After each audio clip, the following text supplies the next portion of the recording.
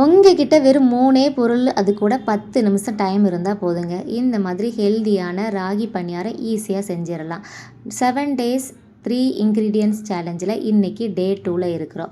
அதுக்கு 2 கனிஞ்ச வாழைப்பழத்தை மிக்ஸி ஜாரில் நல்லா சின்ன சின்ன பீஸாக கட் பண்ணி போட்டுட்டு 2 ஸ்பூன் நாட்டு சர்க்கரை, 3 ஸ்பூன் ராகி மாவு, அது கூட ஒரு பிஞ்சு ஏலக்காய், தேவையான அளவு பால் சேர்த்து நல்லா இந்த மாதிரி தோசை மாவு பதத்துக்கு அரைச்சிட்டு வந்துடும். கன்சிஸ்டன்சி இந்த அளவுக்கு இருக்கணும். ஒரு பணியார கல்லில் தேவையான அளவு நெய்யை சேர்த்துட்டு அரைச்சி வச்ச மாவை இந்த பணியார கல்லில் ஊற்றிட்டு அது கூடவே தேவையான அளவு நட்ஸ் நம்ம ஆட் பண்ணிக்கலாம். இது முற்றிலும் ஆப்ஷனல் தான். இதை 2 பக்கமும் இந்த மாதிரி அழகாக சுட்டி எடுத்தோன்னு வச்சுக்கிடுங்களேன். பார்க்க எவ்வளோ கலர்ஃபுல்லாக இருக்குது தெரியுமா? அவ்வளோ ஹெல்தியான ரெசிபி தாங்க. வெறும் 10 நிமிஷத்தில் இதை செஞ்சேன்னு சொன்னால் நம்ப முடியுதா?